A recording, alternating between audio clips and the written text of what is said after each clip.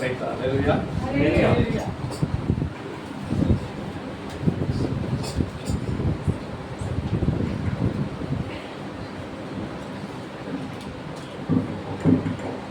Praise God. Hallelujah. Hallelujah.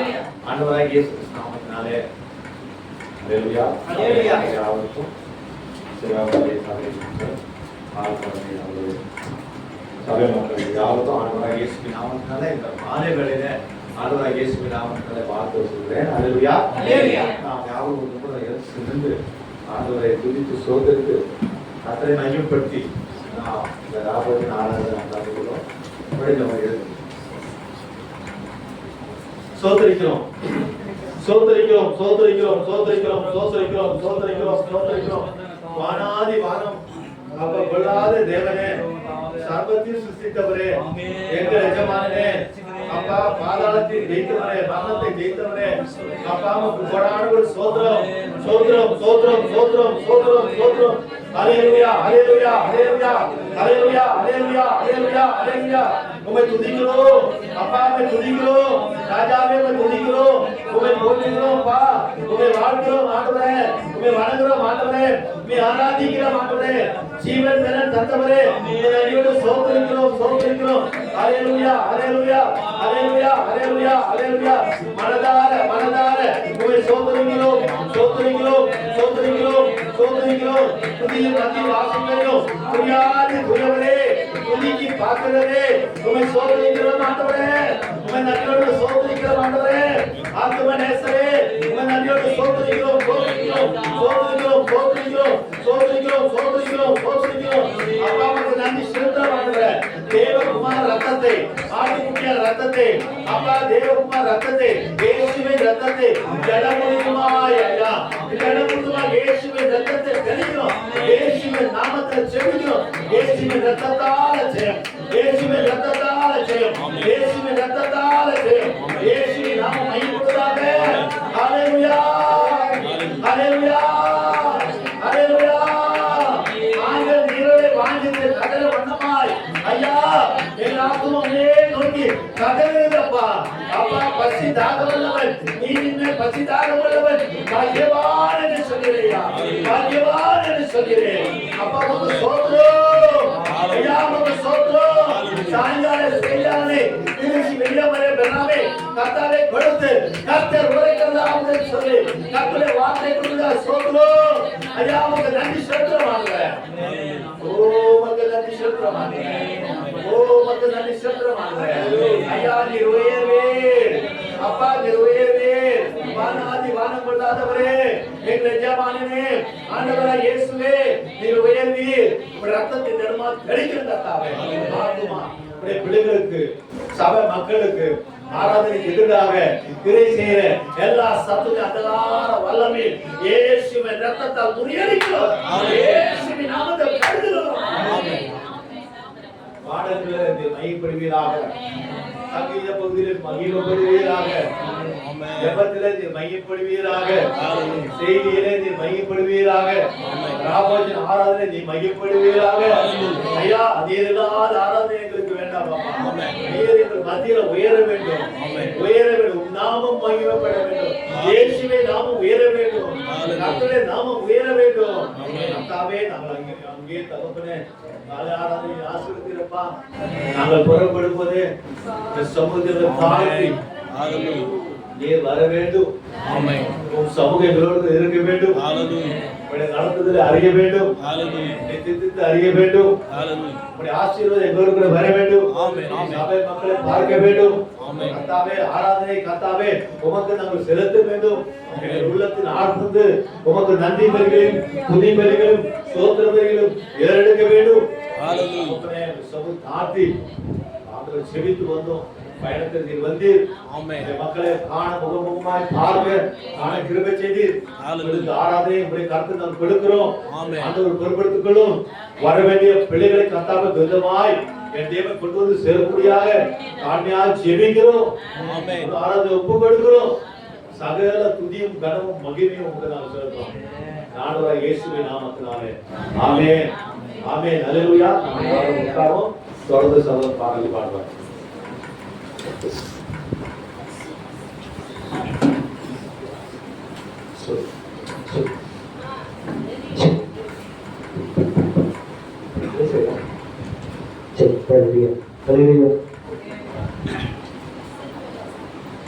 பாடல் 36 துதி என்பனவே துதிகள் வசிப்பவரா. பாடல் 36.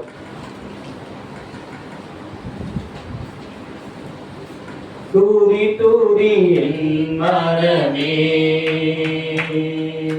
துதிகள் வசிப்பவரா எல்லா நாட்களும் செய்யும் நன்மைகளை அருளியுடன்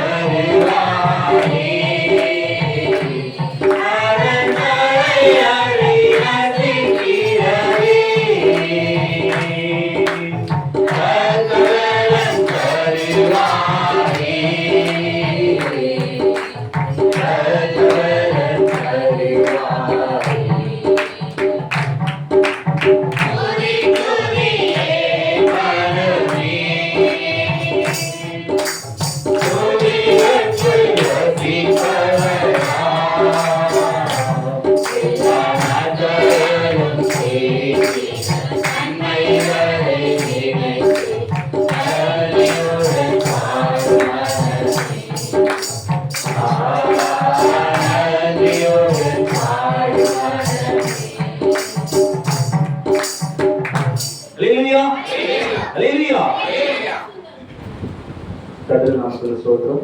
பாடல் எண் 354, எனக்காக ஜீவன் விட்டவரே, என்னோடு இருந்தவரே. பாடல் எண் 384.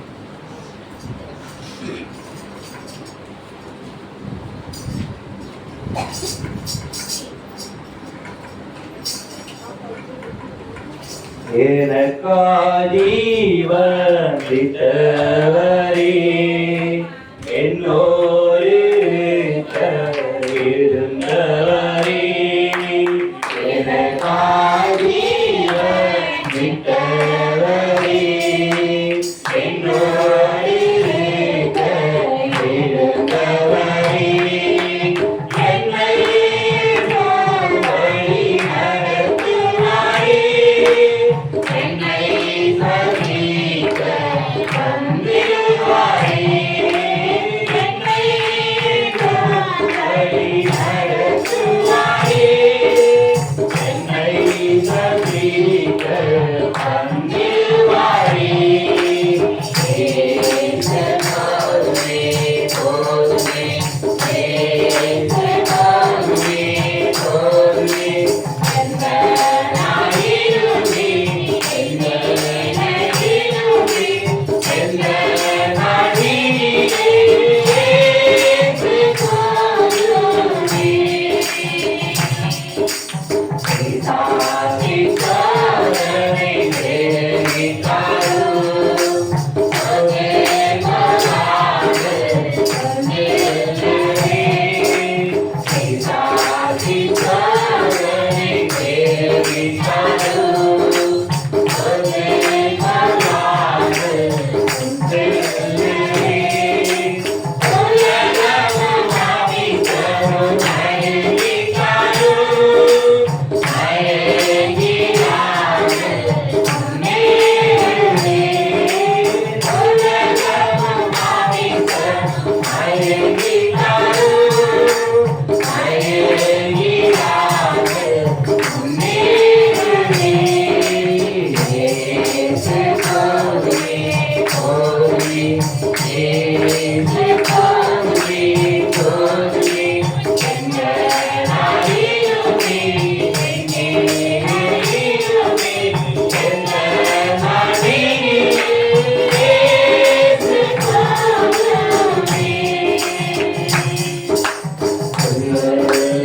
இனங்களின் மேய்த்திடுவார், அவரது கண்ணீரன்னை நடத்திடுவார்.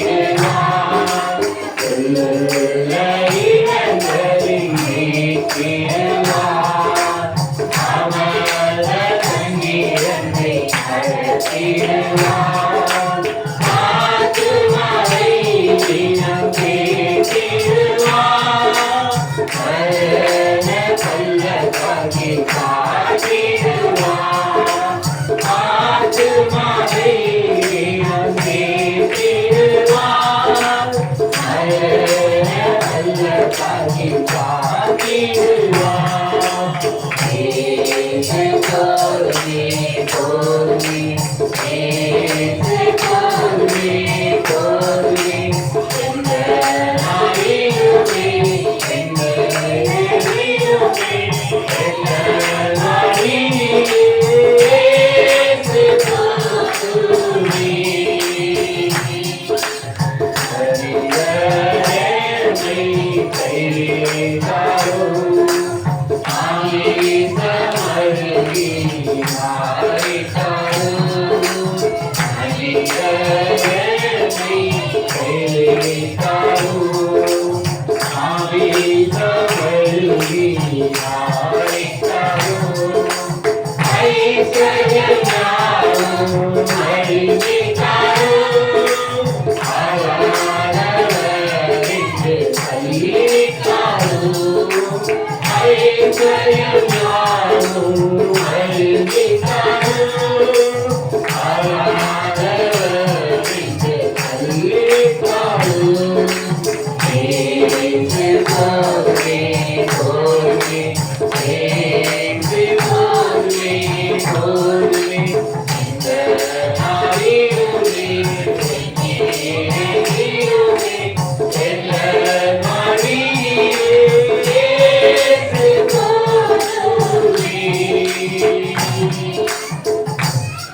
அல்லேலூயா அல்லேலூயா. கர்த்தரை நாம் சொல்றோம். நாம் யாவரும் எழுந்து சங்கீத பகுதி வாசிப்போம். சங்கீதம் 120 பிரதர் அவர்கள் வாசிப்பார்.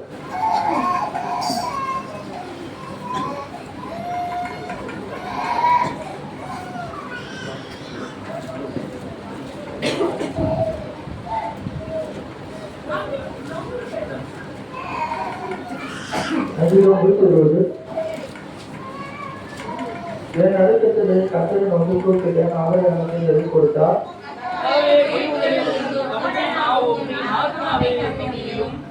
அவர் நாவே உனக்கு என்ன கிடைக்கும், உனக்கு என்ன செய்யப்படும்.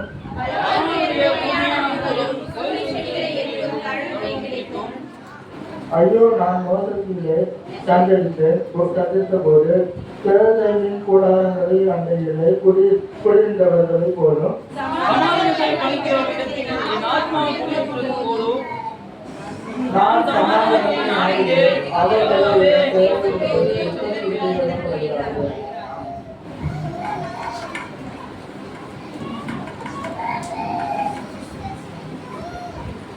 நான் நாம் உட்கார்ந்தோம்.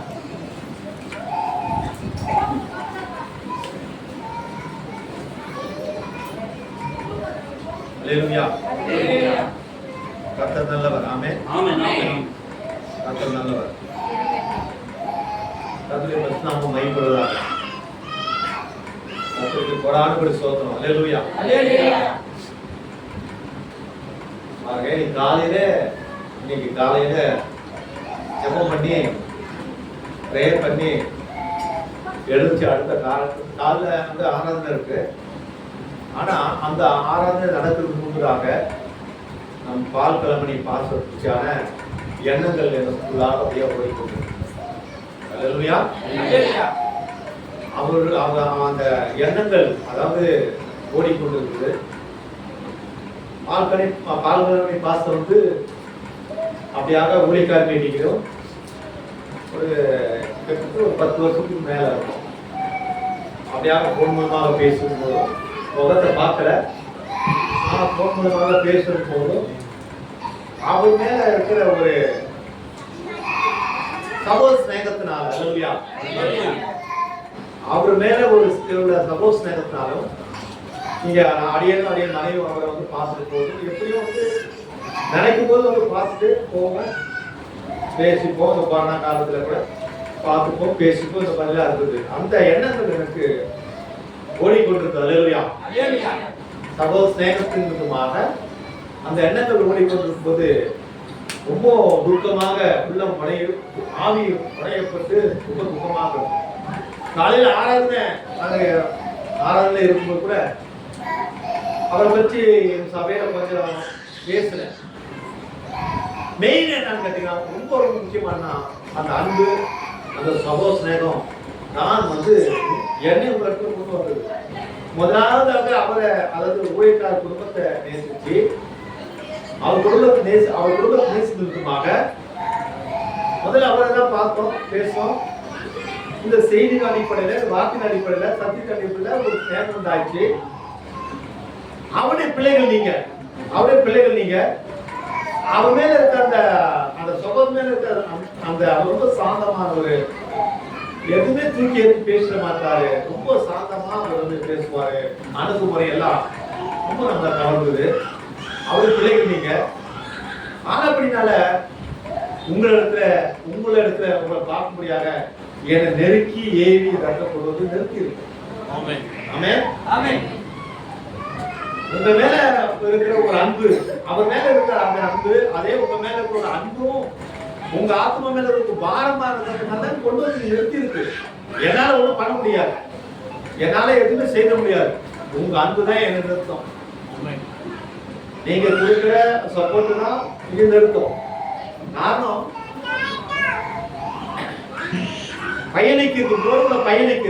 உங்களோட கூட பயணிக்கிறது, உங்களுக்கு உதவி செய்ய முடியும். அவ்வளவுதான்.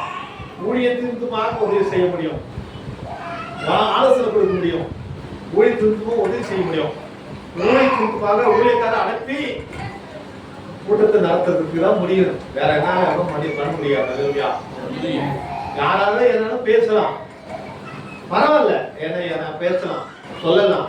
அதனால நமக்கு ஒண்ணும் ஆயிட போதில்லை.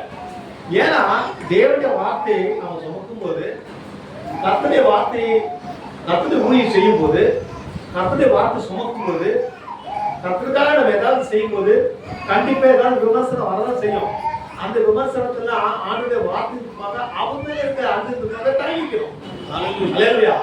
கர்த்தர் மேல இருக்கிற அன்புக்கு அது தாங்கிக்கலாம். அப்புறம் ஊழியக்காரர் சொல்ல பார்க்கலாம். சொல்லுங்க பார்க்கலாம்.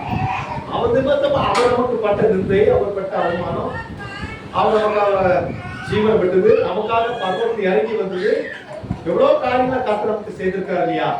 அதனால அவருடைய ஊழியத்தை நம்ம செய்யும் போது, அவருடைய மக்களுக்காக நம்ம ஏதாவது செய்யும் போது, அது நிமித்தமா நமக்கு ஒரு நிந்தையோ அவமானம் வந்தாலும் பரவாயில்ல, அது நம்ம ஒன்றும் பண்ணிடாது. அல்லேலூயா. எது நம்ம செய்திடாது. புரியுதுங்களா?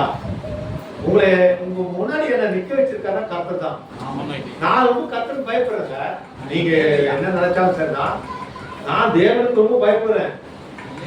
கர்த்தருக்கு ரொம்ப பயந்து தான் நிக்கிறேன். இங்கேயும் அவருக்கு பயந்து தான் போய் பார்த்திருக்கிறேன்.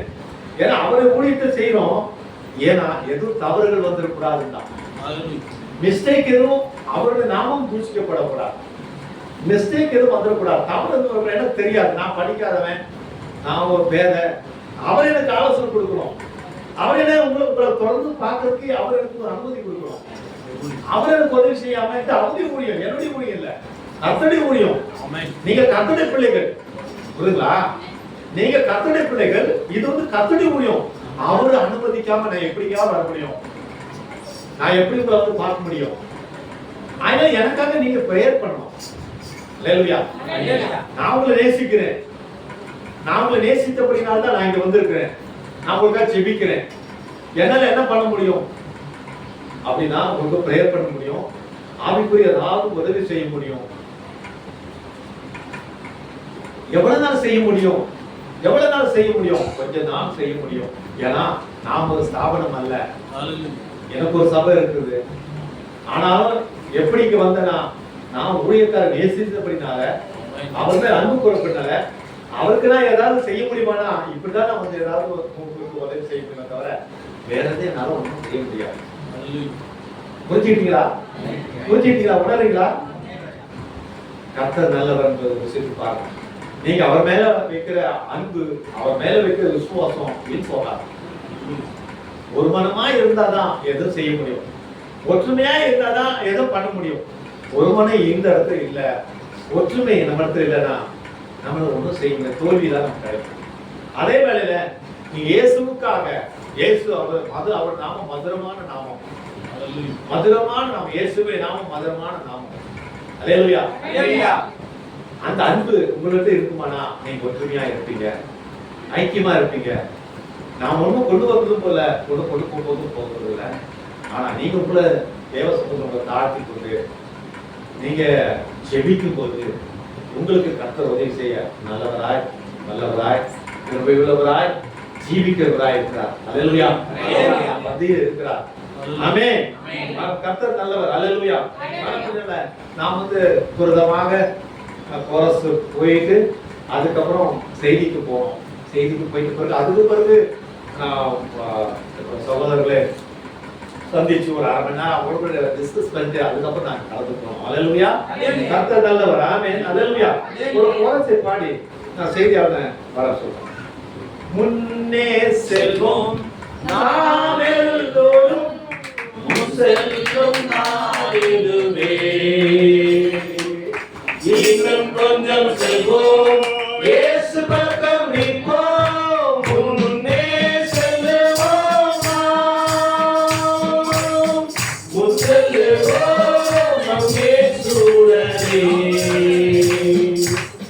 செல்லுவோம் நம் இயேசு செல்கிறார். முசுப்பட்டை தேடி ரசாயனம் ஓசை கோடிப்பதாயினும் முசல்மோன், முசுப்பட்டை தேடி ரசாயனம் ஓசை கோடிப்பதாயினும் முசல்மோன்,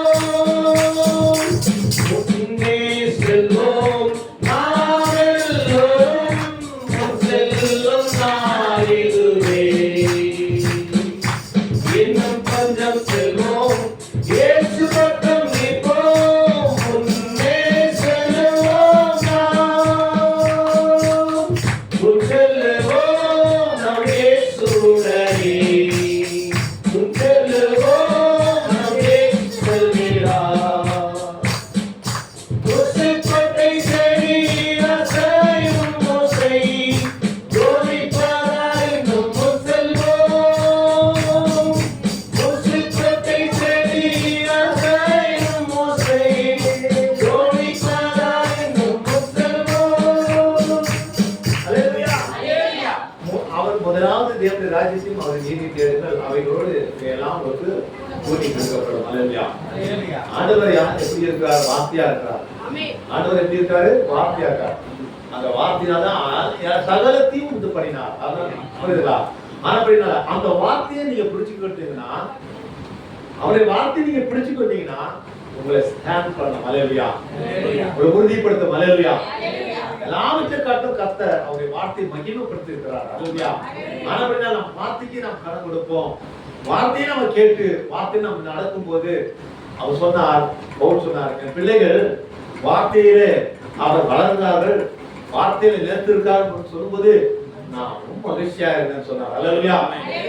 கர்த்தருடைய வார்த்தை கொண்டு வரும்படியாக சகோதரன் சீபன் அவரை ஆண்டவர் இயேசு கிறிஸ்து நாமத்துல அன்போடு அழைப்போம்.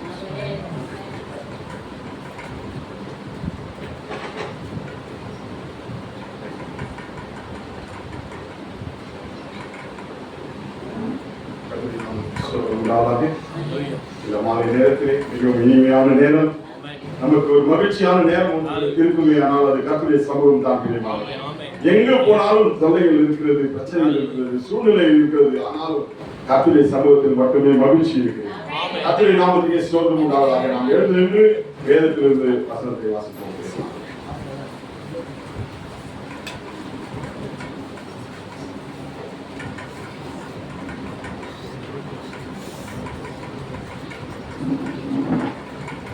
யோவான் எழுதின சுவிசேஷம் 11ஆம் அதிகாரம் ஒன்றிலிருந்து நான் வாசிக்கிறேன்.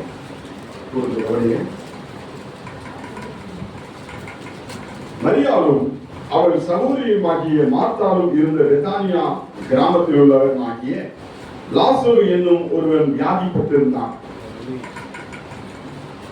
கர்த்தருக்கு பரிமள தைலம் பூசி தன் தலைமயிரினால் அவருடைய பாதங்களை துடைத்தவள் அந்த மரியாளே. அவனுடைய சகோதரனாகிய லாசரு வியாதிப்பட்டிருந்தான். அப்பொழுது அவனுடைய சகோதரிகள், ஆண்டவரே, நீ சிநேகிக்கிறவன் வியாதியா இருக்கிறான் என்று சொல்ல அவரிடத்துக்கு ஆள் அனுப்பினார்கள். இயேசு அதை கேட்ட பொழுது, இந்த வியாதி மரணத்துக்கு ஏதுவாயிராமல் தேவனுடைய மகிமை விளங்குவதற்கு ஏதுவா இருக்கிறது. தேவனுடைய குமாரனும் அதனால் மகிமைப்படுவார் என்றார். இயேசு மார்த்தாளிடத்திலும் அவருடைய சகோதரியினிடத்திலும் லாசருவினிடத்திலும் அன்பாயிருந்தார். அவன் வியாதியா இருக்கிறதாக அவர் கேள்விப்பட்ட பொழுது தாம் இருந்த இடத்திலே பின்னும் 2 நாள் தங்கினார். நாம் தலைகளை வணங்குவோம். இந்த செய்தியினுடைய தலைப்பு, இருளின் நேரத்தில் இயேசு வருகிறார். நாம் தலைகளை வணங்குவோம். ஸ்தோத்திரம் ஆண்டவரே, சர்வ வல்லவரே, துதிக்கிறோம் ஆண்டவரே. ஓ, நாங்கள் இருளிலே வாழ்ந்து கொண்டிருந்தோம் ஆண்டவரே. எங்கள் வாழ்க்கை எவ்வளவு இருளா இருந்தது என்பதை நாங்கள் ஒவ்வொருவரும் அறிவோம் ஆண்டவரே. கர்த்தாவே, உங்களுக்கு கீழ்ப்படியாத ஒரு வாழ்க்கையை நாங்கள் வாழ்ந்தோம் ஆண்டவரே. அநேக முறை மக்களுமே நாங்கள் பாவம் செய்திருக்கிறோம் ஆண்டவரே. கர்த்தாவே, நீரோ அகப்பனே, கர்த்தாவே, நன்மைக்கு எதுவாய் வெளிச்சத்தை கொண்டு வந்து எங்கள் மேல் பிரகாசித்தீர் ஆண்டவரே. எங்கள் இருளானது சுத்தமாய் முடிந்து விட்டது ஆண்டவரே. நாங்கள் வெளிச்சத்தின் பிள்ளைகளாய் இருக்கிறோம் ஆண்டவரே.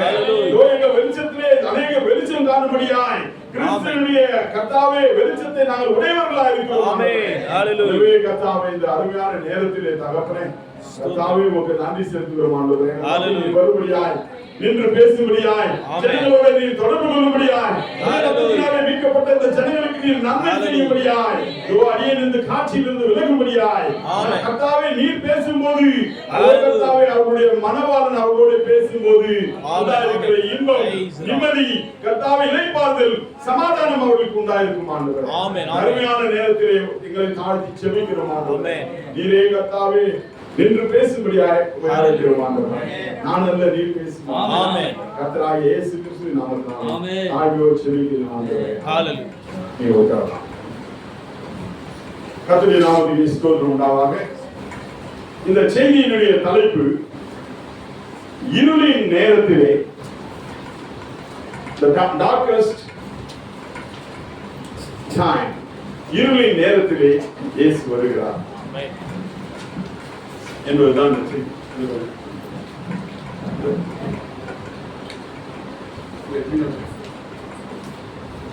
இயேசு வருகிறார் என்ற இந்த செய்தி வந்து 1955 கொடுத்திருக்கிறாரு. இந்த செய்தி இன்னும் தமிழாக்கம் பண்ணப்படவில்லை. ஆனாலும் கர்த்தருடைய கிருபையினாலே அது நமக்கு கிடைத்திருக்கிறது.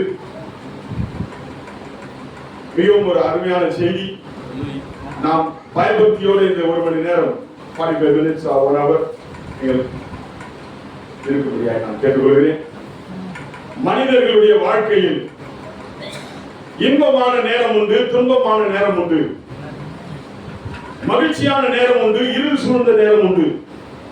இது கிறிஸ்தவர்களுக்கு மட்டுமல்ல, இது யாருக்குன்னு பார்க்கும்போது முழு உலகத்துக்குமே அப்படிதான் இருக்கு.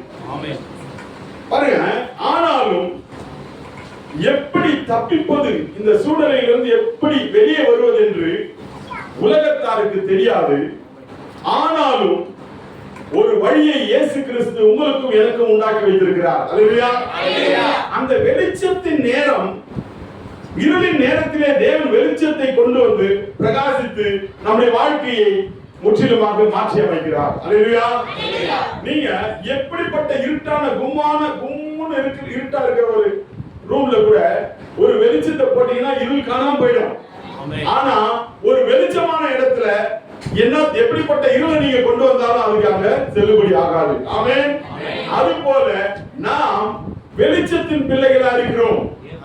நாம் இருளின் பிள்ளைகள் அல்ல, நாம் பாவிகள் அல்ல. இருளாய் தான் இருந்தோம், பாவத்தில் தான் வாழ்ந்து கொண்டிருந்தோம். ஆனால் இயேசு கிறிஸ்துவினுடைய வெளிச்சம் நமக்கு வந்தபோது, இந்த சத்தியத்தின் வெளிச்சம் நமக்கு வந்தபோது நாம் நம்முடைய வாழ்க்கையிலே ஒரு பெரிய மாற்றத்தை ஆண்டவராகிய இயேசு கிறிஸ்து உண்டாக்கி வைத்திருக்கிறார். ஆமென்.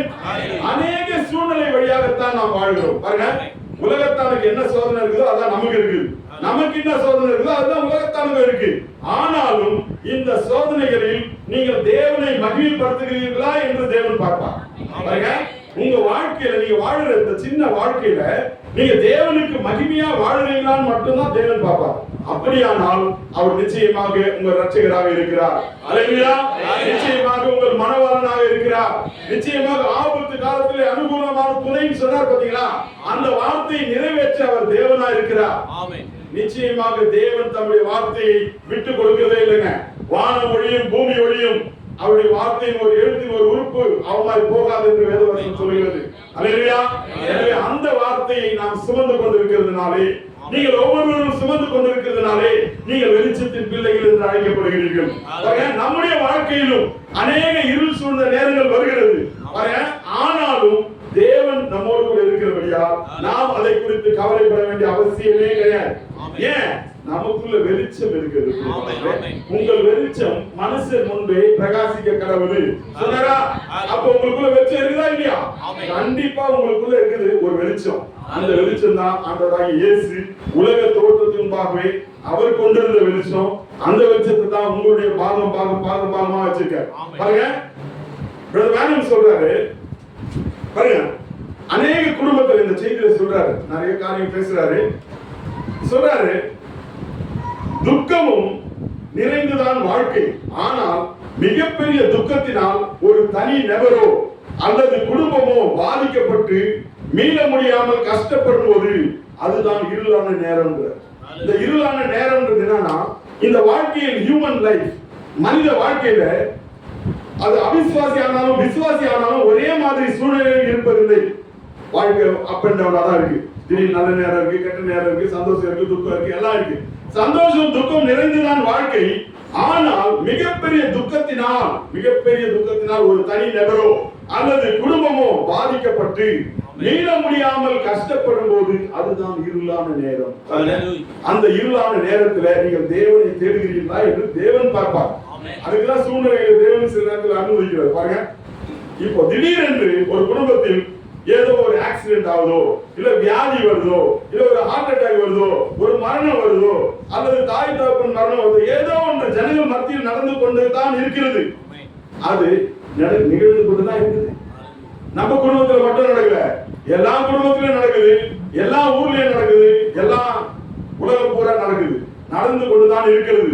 பாருங்க, அந்த சூழ்நிலையில் மக்கள் நிலை குலைந்து விடுகிறார்கள். அப்படி ஒரு சூழ்நிலை வரும்போது ஐயோ அடுத்தது நான் என்ன பண்றது, இதை எப்படி பண்றது, அதை எப்படி பண்றதுன்னு தெரியாம நிலை குலைந்து விடுகிறார்கள் பாருங்க.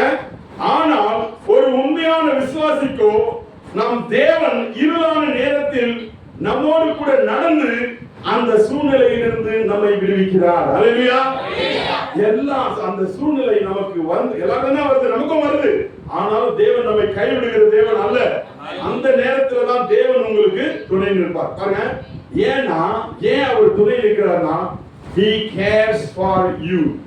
உங்களுக்காக அவர் அக்கறை உள்ளவராக இருக்கிறார், கவலை உள்ளவராக இருக்கிறார்.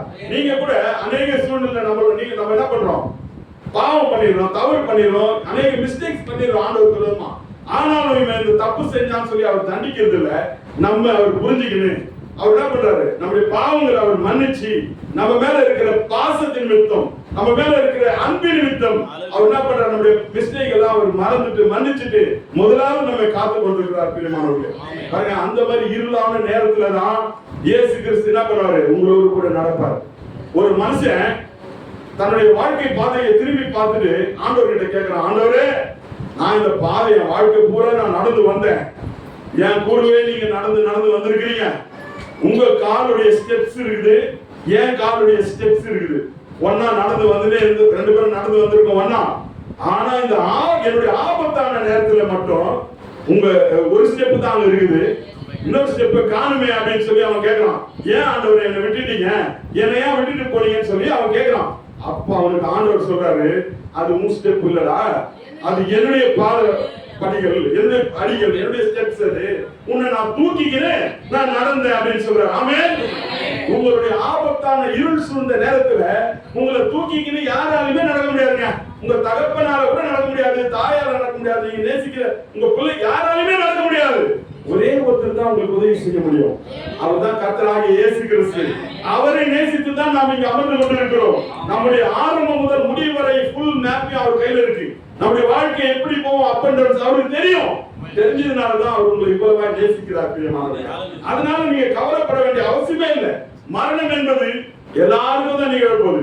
சூழ்நிலை என்பது எல்லாருக்கும் நடக்குது, எல்லாமே கியூல இருக்கிறோம். ஆனாலும் பாருங்க, நம்ம வாழுற வாழ்க்கைக்கு நம்ம கணக்கு கொடுத்தாலும் ஆமென், நம்ம வாழுற வாழ்க்கைக்கு நிச்சயமாய் தேவனுக்கு நம்ம கணக்கு கொடுக்கணும். அதனாலதான் அவரோட வேணும் என்ன சொல்றாரு, அநேக சூழ்நிலை வரும்போது ஒரு முறை வேணும் கார் ஓட்டிட்டே போயிட்டு இருக்கும்போது பாத்தீங்கன்னா கார் வந்து ஒரு சுவர்ல மோதிச்சு. ஒரு லேடி ஓட்டிட்டு வந்திருக்காங்க, கார் எடுத்து சுவர்ல ஒரு மரத்துல மோதி அப்படியே அவங்க மறிக்க தருவாயில இருக்கிறாங்க. கை கால்லாம் உடஞ்சிச்சு, அப்படியே ஃப்ரண்ட் எல்லாம் உடஞ்சிச்சு, எல்லாம் உடஞ்சி அப்படியே சாவர கண்டிஷன்ல இருக்காங்க ஹைவேல. அப்போ வேணும் அங்க கார் ஓட்டிட்டு போறாரு, வழியில வண்டியை நிறுத்திட்டு ஐயோ யாரோ மாட்டிட்டு இருக்காங்க, என்ன ஏதுன்னு போய் பார்த்தா அவங்க எடுக்கலாம்னு சொல்லி பாக்குறாரு, முயற்சி பண்றாரு, வெளியே எடுக்க முடியாது, துண்டு தான் எடுக்க முடியும் அவங்கள. அப்படி ஒரு மோசமான ஆக்சிடென்ட், அவ்வளவு ஸ்பீட்ல வந்து மரத்து மேல மோதிட்டாங்க. அப்போ அவங்கள துண்டு தான் எடுக்க முடியும், ஆனா உயிர் இருக்குது இன்னும். அப்போ வேணும் கேட்ட கேள்வி என்னன்னா, ஆர் யூ கிறிஸ்டியன் அப்படின்னு கேட்டாரு. அந்த அம்மா சொன்னாங்க எஸ் அப்படின்னாரு. Are you ready to go, நீ இப்ப செத்து போ, பிரச்சனை கிடையாது, ஆனாலும் நீ பரலோகத்துக்கு போறதுக்கு ஆயத்தமா இருக்கிறியா? ஒவ்வொரு நாளும் அவர் என்ன சொன்னாரு, ராக்ஷர்ல உன்னை எடுத்துட்டு போக நீ ஆயத்தமா இருக்கு சொன்னாரு. எதுக்கு ஆயத்தமா இருக்கு சொன்னாரு, இன்னொரு அருமையான ஒரு வாழ்க்கையை தேவன் நமக்காக வைத்திருக்கிறார். அல்லேலூயா. அந்த இனிமையான இருள் இல்லாத ஒரு வாழ்க்கைக்கு நம்ம தேவன் கொண்டு போறதுக்கு தான் கேக்குறாரு. இப்போ வேணும் கேக்குறாரு, are you ready to go, நீ போறதுக்கு ரெடியா இருக்கிறியா? ஏன்னா உன்னை காப்பாற்ற முடியாது, அந்த மாதிரி எல்லாம் நொறுங்கி போயிருக்கிய, உயிர் மட்டும் தான் இருக்குது, பேச முடியுது, கை கூட எடுக்க முடியல, எல்லாமே ஜாம் ஆயிடுது ஸ்டேரிங்லாம் வந்து.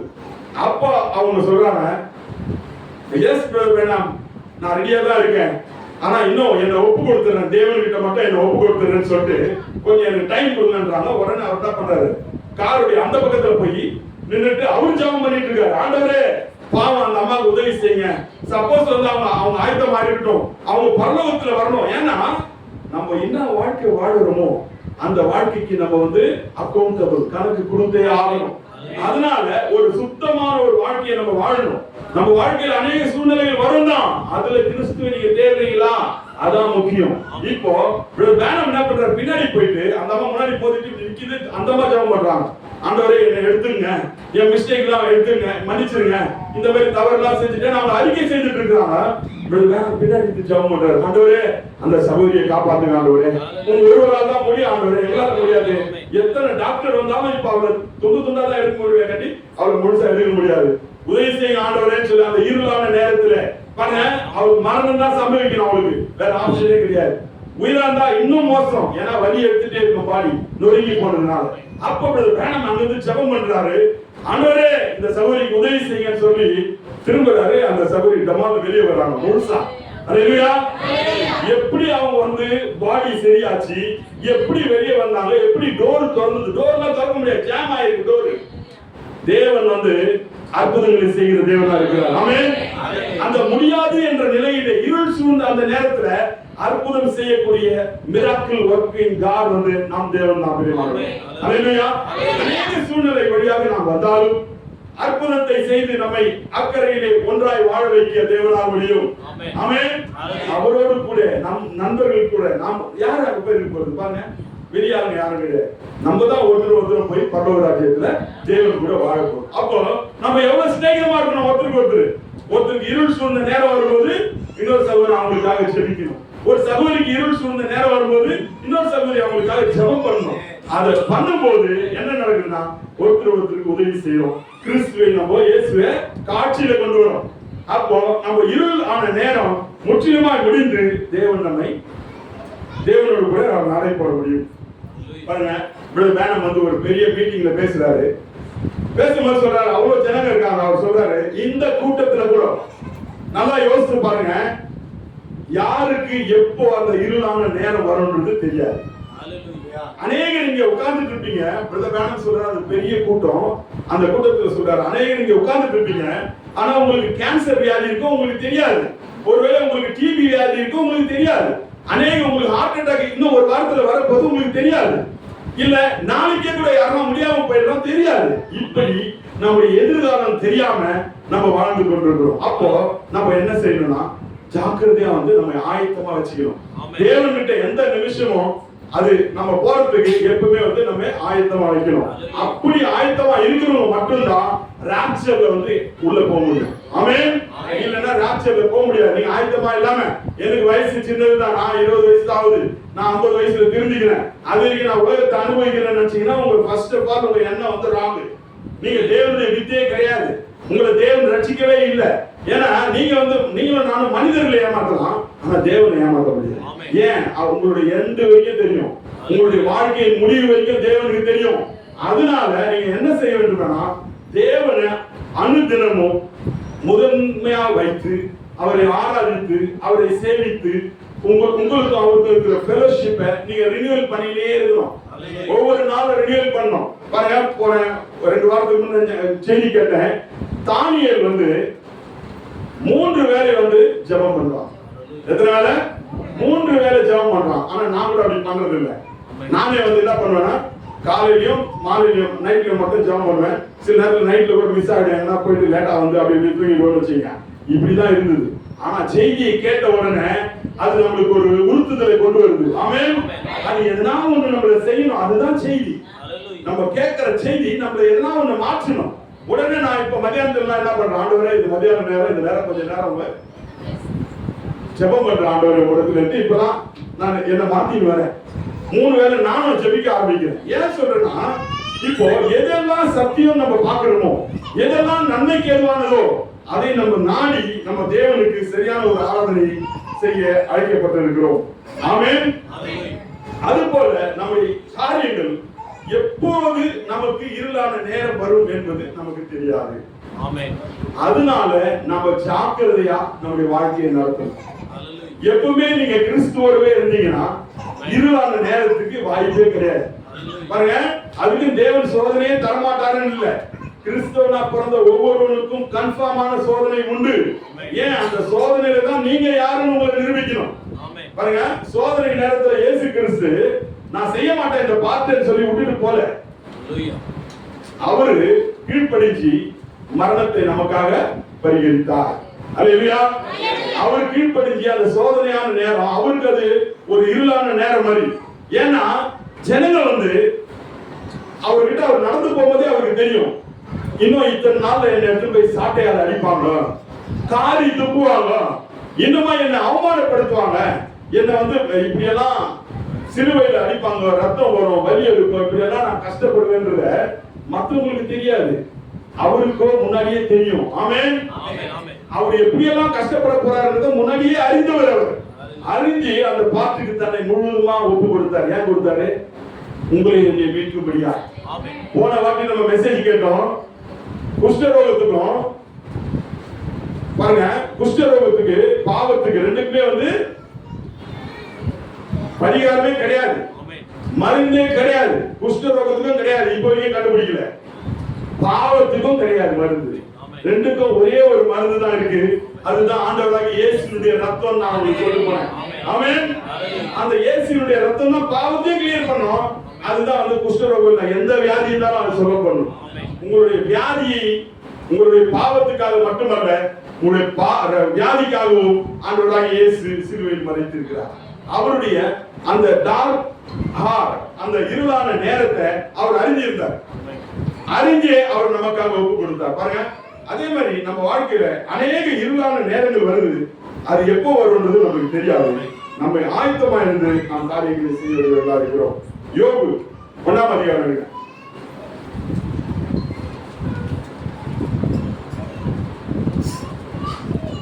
யோபு வாழ்க்கையிலும் பாத்தீங்கன்னா மிகவும் அருமையான ஒரு சகோதரன், ஒரு விசுவாசி, ஒரு தீர்க்கதரிசி. அவனுடைய வாழ்க்கையிலும் பாத்தீங்கன்னா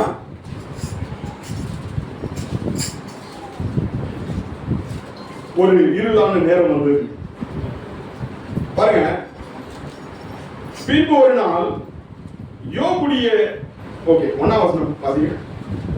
தேசத்திலே யோபு என்னும் பெயர் கொண்ட ஒரு மனுஷன் இருந்தான். ஒரு மனுஷன் இருந்தான். அந்த மனுஷன் உத்தமனும். அந்த மனுஷன் யாருங்க? உத்தமன், சன்மார்க்கனும், தேவனுக்கு பயந்து பொல்லாப்புக்கு விலகுறவனுமா. பாருங்க, இவன் கரெக்டா தான் இருந்திருக்கான். அவனுக்கு இருளான நேரம் வரலையா? சோதனை வரலையா? வந்தது. படிங்க சார். அவனுக்கு 7 குமாரரும் 7 குமாரரும் 3 குமாரத்திகளும் பிறந்தார்கள். 3 குமாரத்திகளும் பிறந்தார்கள். அவனுக்கு 7000 ஆடுகளும் 7000 ஆடுகளும் 3000 ஒட்டகங்களும் 3000 ஒட்டகங்களும் 500 ஏர் மாடுகளும் 500 கழுதைகளும் ஆகிய 500 கழுதைகளும் ஆகிய மிருக ஜீவன்கள் இருந்ததுமன்றி திரளான பணிவிடைக்காரரும் இருந்தார்கள். திரளான பணிவிடைக்காரரும் இருந்தார்கள். பாருங்க, யோபை பார்க்கும்போது மிகப்பெரிய செல்வந்தனா இருந்தான். அந்த ஊர்ல எல்லாரும் அவனுக்கு கனம் கொடுக்கிற அளவுக்கு ஒரு செல்வந்தனா இருந்தான் யோபு. அவனுக்கும் இந்த சோதனை இருளான ஒரு நேரம் வந்தது. பின்பு ஒரு நாள் யோபுடைய குமாரர், அவன் குமாரத்திகளும் 13 தங்கள் மூத்த சகோதரன் வீட்டிலே புசித்து திராட்சரசம் குடிக்கிற போது ஒரு ஆள் அவனிடத்தில் வந்து, பாருங்க, ஒரு ஆள் ஓடியாரு. எருதுகள் உழுகிற போது கழுதைகள் அவைகளின் பக்கத்திலே மேய்ந்து கொண்டிருக்கையில் சபையர் அவர்கள் மேல் விழுந்து அவர்களை சாய்த்து கொண்டு போனார்கள். வேலையாட்களையும் பட்டய கருக்கினால் வெட்டி போட்டார்கள். நான் ஒருவன் மாத்திரம் தப்பி அதை உங்களுக்கு அறிவிக்கும்படி வந்தேன் என்றான். அவன் இப்படி பேசிக் கொண்டிருக்கையில், பாருங்க, டைமே கிடையாது. அவன் பேசிட்டு இருக்கும் போது 2வது ஆள் வந்து என்ன சொல்றான்? வேறொன்று வந்து வானத்திலிருந்து தேவனுடைய அக்கினி விழுந்து ஆடுகளையும் வேலையாட்களையும் சுட்டெரித்து போட்டது. நான் ஒருவன் மாத்திரம் தப்பி அதை உமக்கு அறிவிக்கும்படி வந்தேன் என்றான். இவன் இப்படி பேசிக் கொண்டிருக்கையில், அடுத்த வசனம் ஏன் சொல்றேன்னா, நேரமே இல்ல, எல்லாம் ஒரே நேரத்தில் நடந்திருக்கு. பாருங்க, அவனுடைய சோதனை. ஆனாலும் தேவன் அவனை விட்டாரா? உங்களுக்கு மீதி தெரியும். இப்படி பேசிக் கொண்டிருக்கும் போதே ஒட்டகம் போயிடுச்சு, எல்லாமே போயிடுச்சு, பிள்ளைங்க போயிடுச்சு, எல்லாமே போயிடுச்சு. அவன் என்ன சொன்னான்? அந்த மாதிரி சோதனை நேரத்துல, இருளான நேரத்துல, ஆண்டவரே, உங்களுக்கு நான் வந்து எவ்வளவு உத்தமமா வாழ்ந்தேன், நீங்க வந்து இந்த மாதிரி ஒரு சூழ்நிலை எனக்கு அனுபவிச்சிட்டீங்க. சொத்தெல்லாம் போய் தவிர பரவாயில்ல, எல்லாம் பிள்ளைங்கெல்லாம் என் பிள்ளைங்கெல்லாம் போயிடுச்சாங்க. குறை சொன்னா குறை சொல்ல. ஏன்? எதையும் செய்ய தேவனுக்கு உரிமை உண்டு. ஆமென். அவருடைய வெளிச்சத்தின் கீழே நம்ம போகும்போது எல்லாத்தையும் சுமூகமாய் நமக்கு மாற்றி விடுவார். ஆமென். அதனால கேள்வி கேட்க நமக்கு எந்த ரைட்ஸும் கிடையாது. அந்த மாதிரி நேரத்துல பாருங்க, யோபு என்ன பண்ணனா, அப்பொழுது யோபு எழுந்திருந்து தன் சால்வையை கிழித்து தன் தலையை சிரைத்து தரையிலே விழுந்து பணிந்து. தெரியுது துக்கமா இருக்குது, தலையை சரிச்சிட்டான், சட்டையை கிழிச்சிட்டான், என்னென்ன பண்ணுமோ எல்லாம் பண்ணிட்டு கடைசியில் அவன் என்ன பண்ணிருப்பான்? வேற யாரா ஆண்டவரை குறை சொல்லியிருப்பான். ஆனா யோபு என்ன பண்ணனா, பணிந்து விழுந்து பணிந்து, நிர்வாணியா என் தாயின் கர்ப்பத்திலிருந்து வந்து நிர்வாணியா இடத்துக்கு திரும்புவேன், கர்த்தர் கொடுத்தார், கர்த்தர் எடுத்தார், கர்த்தர் நாமத்துக்கு ஸ்தோத்திரம் என்றான். ஆமென். இவை எல்லாவற்றிலும் பாவம் செய்யவும் இல்லை, தேவனை பற்றி குறை சொல்லவும் இல்லை. பாத்தீங்களா எவ்வளவு ஒரு அருமையா வந்து அவருடைய வாழ்க்கை இருக்கு. இந்த மாதிரி உங்க வாழ்க்கையை வந்து தேவன் தெரிஞ்சுக்கலாம், நம்மளுக்கு இருளான நேரத்தை அனுமதிக்கிறார். அந்த மாதிரி நேரத்துல நீங்க தேவனை தேடணும். ஆமென். நம்ம கூட அநேக சூழ்நிலை வழியா தானே வரோம். நம்மளுக்கு சிலருக்கு வேலை இல்லாம இருக்கும், சிலருக்கு சாப்பாடு இல்லாம இருக்கும், சிலருக்கு வந்து வசதி இல்லாம இருக்கும், சிலருக்கு வந்து வியாதி இருக்கலாம், சிலருக்கு வந்து கஷ்டம் இருக்கலாம், எவ்வளவு கடன்கள் இருக்கலாம், கடன் தொல்லைகள் இருக்கலாம், அநேக சூழ்நிலை நம்மளுக்கு இருக்குது. அந்த சூழ்நிலையிலும் நீங்க தேவனை முதலாவது வைக்கிறீங்களான்னு தான் ஆண்டவராகிய இயேசு பார்க்கிறார். பாருங்க, நம்ம என்ன பண்ணணும்? எல்லாவற்றையும் விட்டு விட்டு முதலாவது அவரை தான் நம்ம நேசிக்கணும். கர்த்தர் கொடுத்தார், கர்த்தர் எடுத்தார் என்றால் அமிதமாக தொடர்ச்சியாக துக்கத்தின் மேல் துக்கம் யாருக்கு வரும்? யாருக்கு வந்ததுன்னா யோபுக்கு வந்தது. பாருங்க, ஒரு உண்மையான விசுவாசிக்கு வந்தது. ஆனாலும் வார்த்தைக்காக நீங்க இருக்க வேண்டும். இரண்டாம் வாழ்க்கையில பார்க்கும்போது அவர் ஒரு பெரிய தீர்க்கதரிசி. அவருக்கு என்ன தேவன் அவருக்குள்ள இருக்காரு, அவர் சொல்றதெல்லாம் நடக்குது, எல்லாமே நினைச்சோம். ஆனா அவருக்கும் வந்து ஒரு துக்கமான ஒரு நேரம் உண்டு, ஒரு இருளான நேரம் இருந்தது. அவருடைய மனைவி போயிட்டாங்க, பிள்ளைங்க போயிட்டாங்க, சகோதரர் போயிட்டாங்க, எல்லாமே போயிடுச்சு, நண்பர்கள்லாம் எல்லாமே போயாச்சு, அநேகர் மறிச்சிட்டாங்க, அப்பா மறிச்சிட்டாரு, எல்லாமே மறிச்சிட்டாங்க. அந்த சூழ்நிலையில அனாதை மாதிரி அவர் நின்று கொண்டிருந்தார். அந்த சூழ்நிலையில சாத்தான் வந்து, பாத்தியா நீ அவருக்காக எவ்வளவு சேவை செய்தார், இவ்வளவு வருஷமா நீ கிறிஸ்துவனா வாழ்ந்தல, எவ்வளவு தேவனுக்காக நீ எத்தனை வாட்டி சர்ச்சைக்கு போன, எவ்வளவு நீ காணிக்கை கொடுத்த, எவ்வளவு தேவனுக்காக வைராக்கியம் பாராட்டின, எத்தனை பேருக்கு வந்து சத்தியத்தை போய் சொன்னேன், உங்களுக்கு பொருத்தி பாருங்க, இதெல்லாம் நீங்க செஞ்சீங்க. ஆமென். இதெல்லாம் நீங்க நான் செஞ்சனே.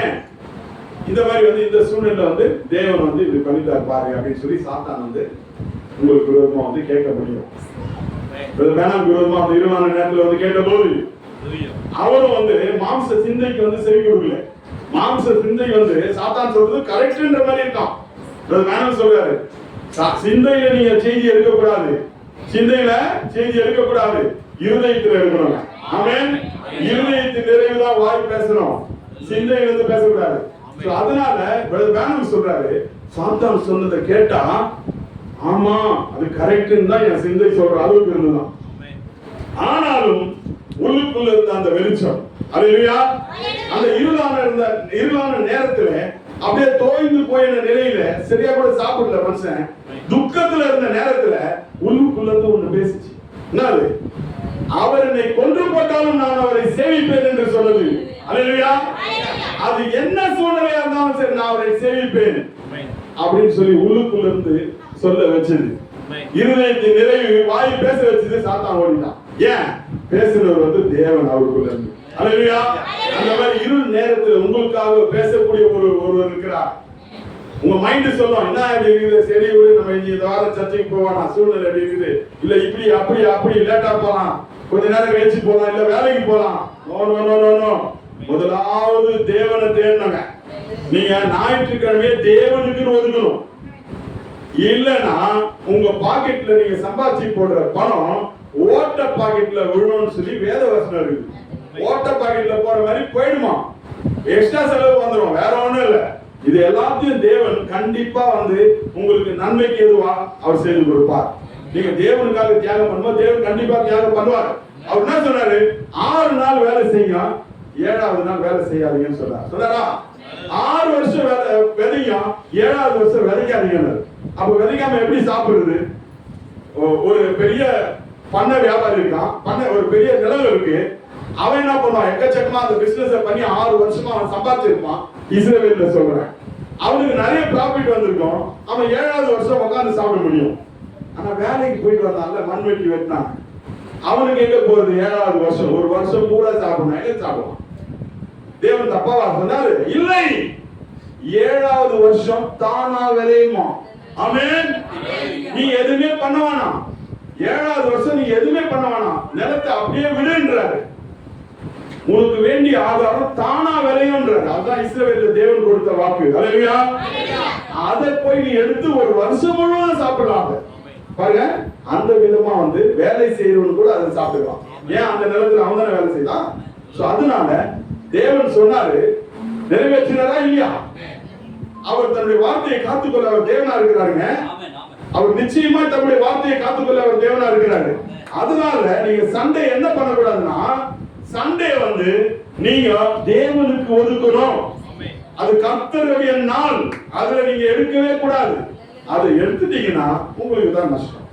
ஒரு சகோதரர் கேட்டாரு, இந்த மாதிரி என்னமோ ரூல் இருக்கு, நான் தசம பாகத்தை சரியா கொடுக்கல, அதனால என்ன எதனா பிரச்சனையா, எப்படி என்ன பண்ணலாம், இது நான் சேர்த்து வச்சு அப்புறமா கொடுக்கலாம் இருக்கேன். தப்பு இல்லை. நீங்க எந்த கற்பனை வேணா மீறு. அதுக்கு அப்ப பாத்தீங்கன்னா என்ன ஒரு தப்பு கற்பனை மீறுவேன், உடனே போய் ஆண்டவரே நான் போய் பேசிட்டேன், ஓகே உன்னை மன்னிச்சுட்டேன், நான் திருடிட்டேன் மன்னிச்சிருவேன், நான் ஏதோ ஒரு தவறு செஞ்சுட்டேன் மன்னிச்சிருவேன், நான் தசம பாகம் கொடுக்கலனாலும் அவர் மன்னிச்சிருவாரு. ஆனா நஷ்டம் யாருக்கு? நம்மளுக்கு தான். ஏன்னா அந்த தசம பாகத்துல ஒரு விஷயம் வச்சிருக்காரு, உங்களை ஆசீர்வதிக்கிற விஷயம். அதுல நீ ஆண்டவரே இந்த மாசம் என்னால இது கொடுக்க முடியல, தசம பாகம் சொல்லி அந்த பணத்தை நீங்க எடுத்துட்டீங்கன்னா தேவன் ஓகே, அவர் விட்டுருவாரு. ஆனா யாருக்கு நஷ்டம்? அதை எடுத்து போய் நீ கொடுத்தாதான் உனக்கு பன்மடங்கு வரும். ஆமென். உன்னுடைய ஆசீர்வாதம் தான் அங்க இதுவாயிடும். இதுக்கு கன்ஃபார்ம் மிஸ்டேக், அதாவது கன்ஃபார்ம் பனிஷ்மெண்ட் இருக்கு. எதுக்கு? தசம பாகத்துக்கு.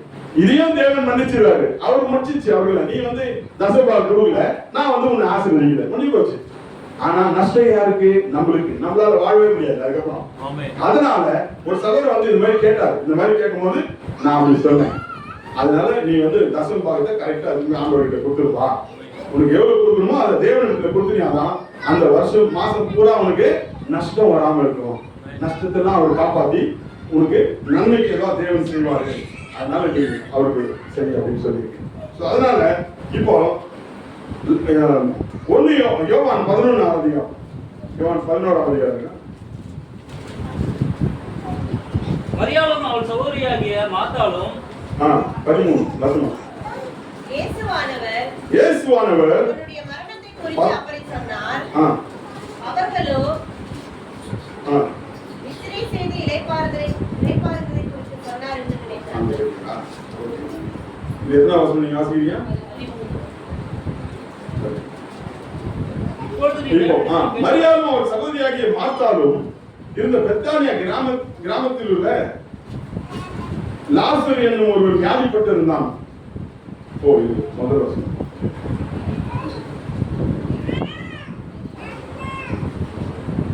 அவன் வியாதியாக இருக்கிறதாக, 6வது வசனம், அவன் வியாதியாக இருக்கிறதாக அவர் கேள்விப்பட்ட பொழுது தாம் இருந்த இடத்திலே பின்னும் 2 நாள் தங்கினார். நல்லா கவனிங்க. மார்த்தாளை இப்பதான் பார்த்தோம். மார்த்தாளை அவர் சிநேகித்தார், மரியாளை சிநேகித்தார், லாசருவை சிநேகித்தார். இவங்க சிநேகித்தார்னு 3 வாட்டி வசனம் இருக்கு. அப்போ அப்படி சிநேகித்த ஒரு நபர் இப்போ வியாதியா இருக்கான். அவன் வாழ்க்கையில இருள் சூழ்ந்து விட்டது. இயேசு கிறிஸ்து வர போறாரு, உயிரோட எழுப்ப போறாரு, வியாதியை நீக்க போறாரு, அதெல்லாம் அவனுக்கு தெரியாது. அவனுக்கு வியாதி, இரும்பி இருந்தானோ, கஷ்டப்பட்டு இருந்தானோ, என்ன நிலையில இருந்தானோ, ஆனா இருள் சூழ்ந்த நேரம். அவனுக்கு மட்டும் இல்ல, அந்த மார்த்தாளுக்கும் மரியாளுக்கும் கூட அது ஒரு இருளான நேரமா இருந்தது. அந்த நேரத்துல இவங்க கூப்பிடுறாங்க, இயேசு வந்தா கண்டிப்பா இருள் போயிடும். அவங்களுக்கு தெரியும். ஏன்? அவர் வெளிச்சமா இருக்கிறார். அல்லேலூயா. நீங்களும் என்னவா இருக்கீங்க? நீங்களும் வெளிச்சமா தான் இருக்கிறீங்க. ஆமென். இந்த பூமிக்கு நீங்க உப்பா இருக்கிறீங்க. இந்த பூமிக்கு நீங்க வெளிச்சமா இருக்கிறீங்க. உங்க வெளிச்சம் நிச்சயமாக வெளியே காட்டப்பட வேண்டும். உங்களுடைய வெளிச்சம் நிச்சயமாக இன்னொருத்தருக்கு பிரயோஜனமா இருக்க வேண்டும். உங்களுக்குள் இருக்கிற கிறிஸ்துவை நீங்கள் மற்றவருக்கு அறிமுகப்படுத்த வேண்டும். புரியுதுங்களா? சோ அதனால இவோ இயேசு வந்தா என் சகோதரன் பிழைச்சிருவான் அப்படின்னு இவன் நம்பிக்கையோடு இருக்கிறான். அந்த நேரத்துல என்ன நடக்குதுன்னா, இயேசு வரல. இயேசு என்ன பண்றாரு? இன்னும் 2 நாள் அங்கேயே ஸ்டே பண்றாரு. நாம் இருந்த இடத்திலேயே பின்னும் 2 நாள் தங்கினார். பாருங்க, அதன் பிறகு என்ன நடக்குதுன்னா, லாசர் யோசிக்கலாம், இவ்வளவு நாள் எவ்வளவு பாசமா எங்க வீட்டுக்கு வருவாரு, சாப்பிடுவாரு, தங்குவாரு, எங்க கூட நல்லா பழகுவாரு. இந்த இருள் சூழ்ந்த நேரத்துல வந்து அவர் எனக்கு வரவே இல்லையே அப்படின்னு சொல்லி வேதனைப்பட்டு யாரு? லாசர் இருதயத்துக்கு பிரியமானவன் செத்து போயிடும், வியாதியோடு அவர் செத்து போயிடும். அதன் பிறகு ஆண்டவராக இயேசு அவர் எல்லாவற்றையும் முன்னறிந்திருக்கிறவர். அல்லேலூயா. இந்த மரணத்துக்கு ஏதுவா இராமல் தேவன் மகிமைப்படுவதற்கு ஏதுவா இருக்கிறது என்று அவர் சொன்னார். ஆமென். அதே போல அவர் என்ன பண்ணாரு? 2 நாள் கழிச்சு திரும்ப வந்து மாத்தார் மனைவரை கூப்பிடுறாரு. 2 பேரும் வராங்க, கல்லறைக்கு வராங்க. கல்லறைக்கு வந்தோம்னா அந்த நேரத்துல பாத்தீங்கன்னா இயேசுக்கு வந்து ஒரு தரிசனம் உண்டு. அது என்னன்னா, இவர் நேரா வந்து பிதா வந்து காட்டினாதான் எந்த தரிசனத்தின்படியும் அவர் செயல்படுவார். எந்த அற்புத அடையாளம் இயேசு செய்யணும்னா பிதா முன்னாடியே காட்டணும். அப்படிதான் பைபிள்ல இருக்கு. தரிசனத்தை பார்த்துதான் இயேசு செயல்பட்டார். இப்போ லாசருடைய கல்லறைக்கு போறாரு. அங்க போன உடனே இந்த மார்த்தாலும் வரா, அதன் பிறகு மரியாதை வரா. மார்த்தாளுக்கு வந்து சொல்றா, நீர் இங்க இருந்தீரே ஆனால் என் சகோதரன் செத்து இருக்க மாட்டான், மறிச்சிருக்க மாட்டான். ஆண்டவரே, நான் கூப்பிட்டு கூட நீங்க வரலையே அப்படின்னு அவர் குறை சொல்லவே. ஆண்டவரே, நான் கூப்பிட்டோம், எங்க ஆபத்து நேரத்துல வரல, அவனை புதைச்சிக்கு அப்புறம் எதுக்கு ஆண்டவரே நீங்க வந்தீங்க கேட்டாளா? கேட்கலங்க. 2 விதமா நல்லா கவனிக்கிறதுல நிறைய விஷயம் இருக்கு. 2 விதமான விசுவாசம் உண்டு. ஒன்று தேவன் கிரியை செய்யற விசுவாசம், அவருக்கு தேவனுக்கே விசுவாசம் இருக்கும், தீர்க்கதரிசி விசுவாசத்தோட வர்றது. இன்னொன்னு சபையார் இருக்காங்க பாத்தீங்களா, விசுவாசி, அவங்களுக்குள்ள இருக்கிற விசுவாசம். இது 2 கொண்டும் தேவன் கிரியை செய்வார். பாருங்க, பிரதர் மேனம் கிட்ட கேக்குறாங்க, சகோதரன் பெண்ணாமே, இந்த மாதிரி மீட்டிங் முடிச்சிட்ட உடனே நீங்க வேலை இப்படி ஆயிடுறீங்களே, என்னது இப்படி வேலைன்னு ஆயிடுறீங்க, உங்களுக்கு யாரா தூக்கிட்டு போற மாதிரி ஆகுது ஏன்னு சொல்லி கேட்கிறான். நான் பார்த்துருக்கேன் வீடியோல. மேனம் வந்து 2 பேர் உடனே போய் பிடிச்சி அப்படியே நடக்க வச்சு கார்ல எடுத்து போய் அப்படியே கூட்டு போயிடலாம். அவர் யாரையும் மக்கள் கூட சந்திக்கிறது இல்லைன்னு சொல்றாரு. ஏன்னு கேட்கிறான். இத்தனை தரிசனம் நீங்க காண்றதுனால உங்களுக்கு உண்டாவதான் கேட்கிறான். இத்தனை தரிசனம் பாக்குறீங்களே, அதனால நீங்க வீக் ஆகுறீங்களான்னு கேட்கிறான். அப்ப வேணாம் சொல்றாரு, நான் ரூம்ல இருக்கும்போது தேவன் எனக்கு தரிசனம் காட்டுவாரு, இப்படி என்கிட்ட பேசுவாரு, என்கிட்ட தரிசனம் காட்டுவாரு. இன்றைய மீட்டிங்ல வந்து ஒரு சகோதரி எல்லோ கலர் ட்ரெஸ் போட்டு வருவாங்க, அவங்களுக்கு நீ ஜெபம் பண்ணலன்னா அவங்க இன்னைக்கு செத்துருவாங்க. இப்படி ஒருத்தர் வருவாரு வியாதியோட, அவருக்கு நீ ஜெபம் பண்ணலன்னா அவங்க செத்துருவாங்க. அதனால அவங்க கரெக்டா பார்த்து அவங்களுக்கு ஜெபம் பண்ண இன்னைக்கு ஆண்டவர் இன்ஸ்ட்ரக்ஷன் கொடுத்து அனுப்புவாங்க. அப்படி கொடுத்து அனுப்பும்போது நான் டயர்டே ஆகுறது இல்லை. ஏன்? அது தேவன் எனக்கு கொடுத்த இன்ஸ்ட்ரக்ஷன். நான் வந்து ஜெபிக்க போறேன், நல்லா ஆக போகுது, எந்த பிரச்சனையும் எனக்கு இல்லை. ஆனா நீங்க சொல்றத நான் வேலைன்னு தான் ஆயிடுறேன். எப்படி தெரியுங்களா? உங்களாலதான் நான் பலவீனம் ஆயிடுறேன் கேக்குறாங்க. எப்படி எங்களால எப்படி அப்படின்னு கேட்கும்போது, உங்கள் விசுவாசம், நல்லா கவனிங்க, உங்களுக்குள்ள இருக்கிற விசுவாசம் தேவன் கிட்ட போய் பேசுமா?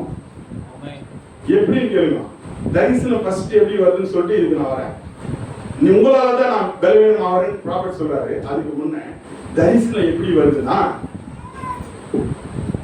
நீங்க மேடம் அங்க நின்று ஜெபம் பண்றதுக்காக எல்லாருக்காக நின்று இருக்கும் போது விசுவாசிங்க என்ன பண்றாங்கன்னா, அங்க இருந்து தேவனை நோக்கி கூப்பிடுறாங்க. ஆண்டவரே, இன்னைக்கு மட்டும் சகோதரன் பெண்ணாம என்ன கூப்பிடுவாரே, ஆனா நீ மட்டும் அவருக்கு காட்டுவீரே, ஆனால் என்ன குறிச்சு கண்டிப்பா என்னுடைய கேன்சர் வியாதி போயிடும். அங்கெல்லாம் கேன்சர் வியாதி அவ்வளவு அதிகமா இருந்தது 65ல. அப்ப மருந்தே கிடையாது. என் டிவி வியாதி போயிடும், எனக்கு இந்த வியாதி அந்த வியாதி எல்லா வியாதியும், சுகர் வியாதி எல்லா வியாதியும் இருந்தது. அது போயிடும் சொல்லி அவங்க விசுவாசிப்பாங்க. இப்போ நல்லா கவனிங்க, தீர்க்கதரிசி பிரசங்கம் பண்ணிட்டு ஆவியானவர் யார் மேல போய் நிற்கிறாரோ அவங்கள தான் அவர் தொடர்பு கொண்டார். ஆனா அதுல அவர் பலவீனம் ஆகுறது இல்லை. ஆண்டவர் வந்து ஒருத்தர் மேல எடுத்து போய் அவருடைய ஆவியை வச்சாருன்னா, அவருடைய விளக்கு லைட் வச்சாருன்னா அவருக்கு ஜெபம் பண்ணாரு, அவர் சொல்லாயிடுவார், பிரச்சனை இல்லை. ஆனா 2வது வழி இருக்கு பாருங்க, 2வது விசுவாசம், அதுதான் ஜனக மத்தியில இருந்து வருமா. அது என்ன பண்ணுமா? ஆண்டவரை நோக்கி ஜெபம் பண்ணுமா. ஆண்டவரே, வேணம் மட்டும் என்ன வந்து என் பேரை சொல்லி அழைப்பாரே, ஆனால் நான் கண்டிப்பா சுகமாவேன்னு சொல்லும் போது தேவனுக்கு ஆப்ஷனே கிடையாது. உடனே என்ன பண்ணுவாரு? அந்த தரிசனத்தை ப்ராஃபிட் கொடுப்பாரு.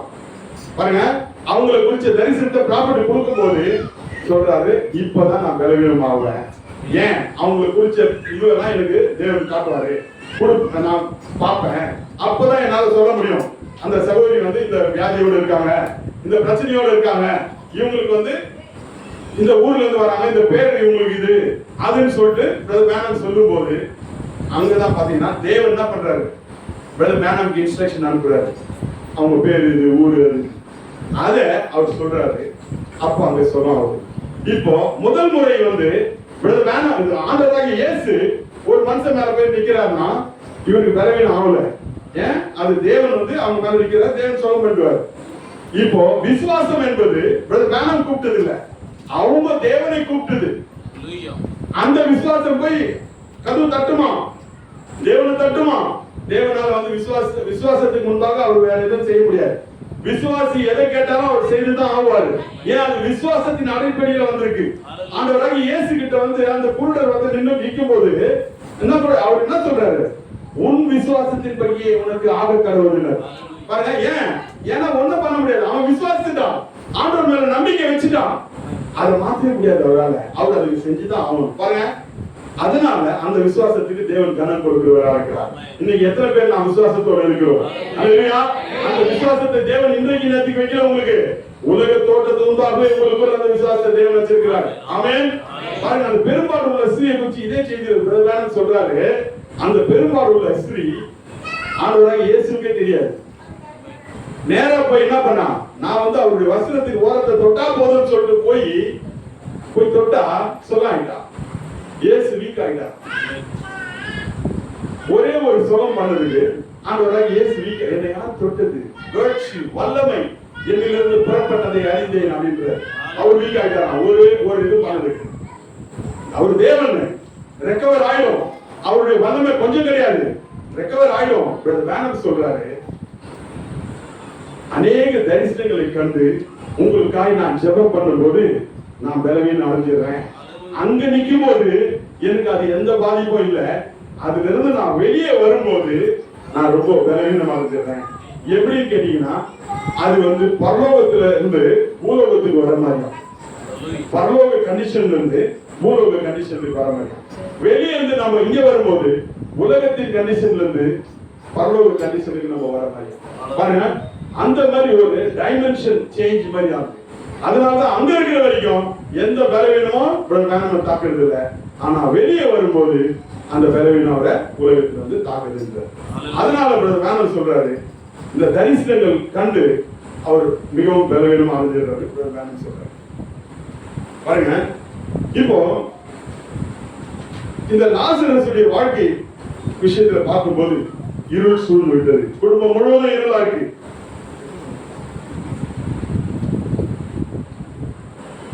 லாசரு பலவீனம் அடைந்து முடிவா என்ன பண்றான்னு பாத்தீங்கன்னா, அவன் மரிச்சு போயிடும். அவனே நினைக்கிறான் ஆண்டவராகிய இயேசு நம்மளை சுகப்படுத்துது. அதன் பிறகு மார்த்தாலும் மரியாளும் வராங்க. ஆண்டவராகிய இயேசு என்ன பண்றாரு, அங்கிருந்து ஊர் ஜனங்களும் வந்திருக்காங்க. யாரு? லாசரும் மரியாளும் மார்த்தாலும் மட்டும் இல்ல, அந்த ஊர் ஜனங்க எல்லாருமே அங்க வந்திருக்காங்க. அப்போ ஆண்டவராகிய இயேசு தான் பிதாவின் இடத்திலே கண்ட தரிசனத்தை நிறைவேறும்படியாய் கல்லறையிடத்துல போய் லாசருவே வெளியே வாழ்றாரு. அதுக்கு முன்ன என்ன ஜெபம் பண்றாரு? பிதாவே, நீர் எனக்கு எப்பொழுதும் செவி கொடுக்கிறீர், சுற்றி இருக்கிற இந்த ஜனங்கள் அறியும்படியாக நீர் நான் இதை சொல்றேன் அப்படின்னு சொல்லிட்டு லாசருவே வெளியே வா அப்படின்னு சொல்றாரு. லாசர் வெளியே வர அந்த இருளான நேரத்திலே பாருங்க, இயேசு கிறிஸ்து அந்த குடும்பத்தில் ஒரு மிகப்பெரிய வெளிச்சத்தை போட்டார். ஆமென். அதன் பிறகு அந்த தேசம் முழுவதும் அவங்களுடைய பேர் பிரஸ்தாபம் ஆயிடுச்சு. லாசருவையும் இயேசுவையும் அவர் உயிரோடு எழுப்பின லாசருவையும் காணத்தக்கதாக ஜனங்கள் அங்கே வந்தார்கள். அவங்க வீட்டுக்கு வந்தாங்க. அவரு சிட்டி பூரா ஃபேமஸ் ஆயிட்டாரு. ஏன்? இப்ப ஜீவனோடு இருக்கிறாரு. எந்த வேலையில தேவன் ஒருத்தர் சுகப்படுத்தினாலும் சரி, உயிரோடு எழுப்பினாலும் சரி, அவங்களுடைய வியாதியும் சேர்த்து சுகப்படுத்தி தான் எழுப்புவார். இல்லைன்னா மறுபடியும் அந்த வியாதி அவங்களுக்கு கொண்டு வரல. அதனால அவர் என்ன பண்ணுவாரு, அவங்க வியாதியை சுகப்படுத்தி தான் தேவன் இருக்கிறார். லாசரஸ் கூட வேதனைப்பட்டு மரித்தான். ஆனாலும் அவன் உயிரோடு எழுந்த போது மகா சந்தோஷம். அவங்க குடும்பத்துல வெளிச்சம் உண்டாயிருந்தது. அவங்க குடும்பத்துல மிகவும் சந்தோஷமாக அவர்கள் வாழ்ந்தார்கள். இந்த ஆபத்தான நேரத்துல, தொல்லையான நேரத்துல, டென்ஷனான நேரத்துல அப்பதான் நம்மளுக்கு யாருமே சப்போர்ட் பண்ண மாட்டாங்க. பாருங்க, அந்த நேரத்துல தான் வந்து நம்ம நம்புறதெல்லாம் நம்மளுக்கு நடக்காது. இதை செஞ்சு இதை செய்யலாம்னு நினைப்போம், அது நடக்காது. நம்ம நண்பர்கள் நமக்கு உதவி செய்ய மாட்டாங்க. அண்ணன் தம்பி அக்கா தங்கச்சி யாருமே உதவி செய்ய மாட்டாங்க. எல்லாருமே அந்த நேரத்துல கை விட்டுருவாங்க. பாருங்க, உதவ வேண்டியவர்கள் அந்த நேரத்துல கை விட்டுருவாங்க. இந்த விதமான அனுபவம் நம்ம அனைவருக்குமே உண்டு. ஆமென். நம்முடைய வாழ்க்கையில நம்ம பார்த்திருக்கிறோம், முக்கியமான நேரத்துல நமக்கு யாரும் உதவியே செய்ய மாட்டாங்க, நம்மளை கைவிடுவாங்க. அந்த நேரத்துல தான் இயேசு வந்து கவலைப்படாதே என்றார். ஆமென். எத்தனை வாட்டி நம்ம அதை அனுபவிச்சிருக்கிறோம் பெரியமானவர்களே. உண்மையாவே நான் ரொம்ப நிறைய சூழ்நிலை அந்த ஆபத்து நேரத்துல இனி ஆப்ஷனே இல்லை, அந்த கடைசி நேரத்துல தேவன் வந்து நமக்கு உதவி செய்திருக்கிறார். அல்லேலூயா. அந்த ஆபத்து நேரத்துல, இருள் நேரத்திலே நமக்கு உதவி செய்ய அவரை போல் வேறு யாருமே இல்லை. பாருங்க, நாம் இயேசு வந்து கவலைப்படாதே, பயப்படாதே, நான் உனக்கு இருக்கிறேன், நீ எப்பொழுதும் என்னை கூப்பிடுவாய் என்று காத்துக் கொண்டிருக்கிறேன். அந்த விதமாக தேவன் நமக்கு நன்மை செய்ய அவர் காத்துக் கொண்டிருக்கிறார். மார்த்தாள், மரியாள், லாசரஸ் எல்லாருக்குமே அது இருளான நேரமாக தான் இருந்தது. ஆனாலும் அது மகிழ்ச்சியான ஒரு நாளாய், காலங்களாய் அவர்களுக்கு மாறிவிட்டது. தேவன் பெரியவராக இருக்கிறார். பெரியமானவர்களே, அல்லேலூயா. அவர் மட்டும் நம்முடைய இருளான நேரத்திலே வராமல் இருந்திருந்தால், ரட்சிக்கப்படாத நேரத்திலே நாம் வந்திருந்தால் பாதாளத்தில் தான் போகணும். இப்போ இருக்கிற நம்பிக்கை நமக்கு இருக்காது. நம்முடைய நம்பிக்கை என்ன? கண்டிப்பா நான் பரலோகத்துக்கு போவேன், நான் அவருக்காக இயேசுக்காக வாழ்ந்து கொண்டிருக்கிறேன் என்ற நம்பிக்கை உங்களுக்கு இருக்காது. பாதாளத்துக்கு தான் நம்ம போயிருப்போம். குடிகாரனா இருந்திருப்போம், விபச்சாரக்காரனா இருந்திருப்போம், பண ஆசைகளோனா இருந்திருப்போம், இருள் அடைந்து போய் இருந்திருக்கும் நம்மளுடைய வாழ்க்கை. அதுல விளக்கேற்றும்படியாய், ஒரு வெளிச்சத்தை கொடுக்கும்படியாய் தேவன் நம்மை முன்குறித்தார். ஃபர்ஸ்ட் ஆஃப் ஆல் பிரியமான, உலக தோற்றத்தின்பாக நம்மை முன்குறித்து அவர் உண்மையுள்ளவர், நம்மை வந்து அவ்விதமாக நம்மை விடுவித்தார்.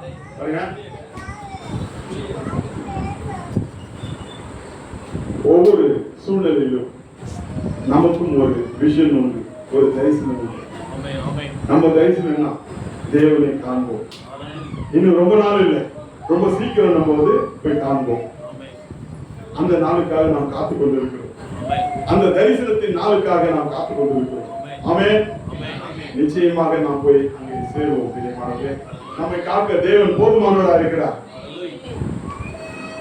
கர்த்தரின் நாமத்துக்கு ஸ்தோத்திரம் உண்டாவதாக. பாருங்க, பிரதமர் சொல்றாரு, இயேசு கிறிஸ்துவுக்குள்ள இருந்த அதே ஆவி எனக்குள் இருக்குமே ஆனால், எனக்குள் இருக்கிற அதே ஆவி உங்களுக்குள் இருக்குமே ஆனால், இயேசு செய்த அதே கிரியை நீங்களும் செய்ய முடியும். நமக்கு அந்த கிரியை செய்ய வேண்டுமே ஆனால் பரிசுத்த ஆவி மிகவும் முக்கியம். பிரியமானவர்களே, நம்ம ஒழுங்கா வாழணுமான்னு பாருங்க. தவறு செய்து பொய் பேசி அது நம்மள குத்துலையான்னு பாருங்க. குத்துலன்னா நம்ம வந்து பரிசுத்த ஆவி பேர்லன்னு அர்த்தம். பொய் பேசணும்னா அது பொய்யின் பட்டுன்னு குத்துதுன்னா அதான் பரிசுத்த ஆவி. உடனே நீங்க என்ன பண்ண, உங்களை சரி பண்ணி உங்க வாழ்க்கையை சரி பண்ணிக்கணும். மேனர் சொல்றாரு, இந்த இதுல இந்த மெசேஜ்ல சொல்றாரு, அவர் நமக்கு பரிசுத்த ஆவியை கொடுத்திருக்கிறார். அது ஒரு கரண்டி அளவு, சும்மா ஒரு சின்ன கரண்டி அளவு தான், கொஞ்சோண்டு தான். ஸ்பூன் இல்லைன்னா டீஸ்பூன், அந்த மாதிரி ஒரு சின்ன அளவு கரண்டி தான். ஆனால் தீர்க்கதரிசிகளுக்கோ இன்னும் அதிகமா கொடுத்திருக்காரு. ஆனால் ஆண்டவராகிய இயேசுவுக்கு அவர் முழுவதுமே வந்து பரிசுத்த ஆவி தான். அவர் தான் பரிசுத்த ஆவியானவர். இயேசு கிறிஸ்து வந்து கடலுக்கு ஒப்பிடுறார். கடல்ல இருக்கிற தண்ணி அளவு அவரை தேவன் அபிஷேகித்தார். அவ்வளோ கடல்ல இருக்கிற தண்ணி எவ்வளோ அக்கவே முடியாது, அதுக்கு அந்த அளவுக்கு தேவன் அவரை அபிஷேகித்தார். தீர்க்கதரிசிகளுக்கு கொஞ்சம் கொடுத்தாரு, நம்மளுக்கு எல்லாம் பரிசுத்த ஆவி கொஞ்சம் கொஞ்சம் ஒரு கரண்டி அளவு கொடுத்தார். ஆனால் ஒன்றை மாத்திரம் நீங்க ஞாபகம் வச்சுக்கணும், இந்த கரண்டியில என்ன கெமிக்கல் இருக்குதோ இதுல இருக்கிற அதே தண்ணி தான் கடல்லையும் இருக்குதுன்றதை ஞாபகம் வச்சுக்கோங்க. ஆமென். இந்த கரண்டில இருக்கிற அந்த தண்ணி தான், அதே கெமிக்கல்ஸ் தான் கடல்ல இருக்கிற தண்ணியில இருக்குதுன்றதை ஞாபகம் வச்சுக்கோங்க.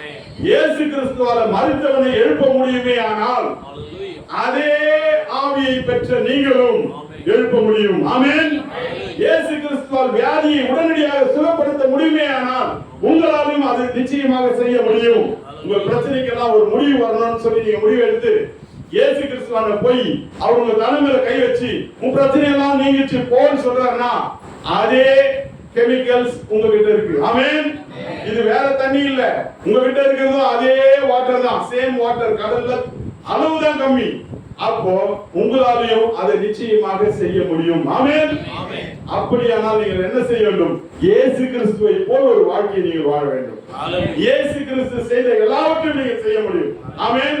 அநேகருக்கு இருளான நேரத்தில் அவர்களை அதிலிருந்து விடுதலை செய்ய உங்களால் முடியும். ஆமென். மற்றவர்களுக்காக நீங்கள் ஜெபிக்க முடியும். உங்கள் ஜெபத்தை நிச்சயமாக தேவன் கேட்பார். கர்த்தருடைய நாமத்துக்கு ஸ்தோத்திரம் உண்டாவதாக.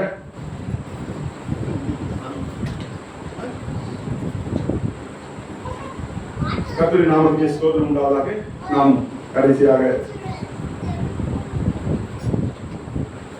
ஒரே ஒரு கொஸ்டின் விஷயத்தை பார்த்துட்டு முடிச்சுக்கோம். வேணாம் சொல்ற ஒரு இருளான நேரம், இதை வந்து படிச்சுதான் நமக்கு டைம் பத்தாது. நல்லா கவனிங்க. பிரதர் வேனம் வந்து கடைசியாக சொல்லி முடிச்சு 5 நிமிஷம் முடிச்சு. பிரதர் வேனம் என்ன சொல்றாரு? ஜெபம் பண்ணிட்டு இருக்காரு. அப்போ தேவன் பேசுறார். அந்த சத்தத்தை ஒரு காதுல கேட்கிறார். தேவன்கிட்ட ஜெபம் பண்ணிட்டு இருக்காரு. அப்போ யாரோ ஒரு இருள மாட்டிட்டு இருக்கான். ஆபத்துல ஒரு ஆடு மாட்டிட்டு இருக்கு.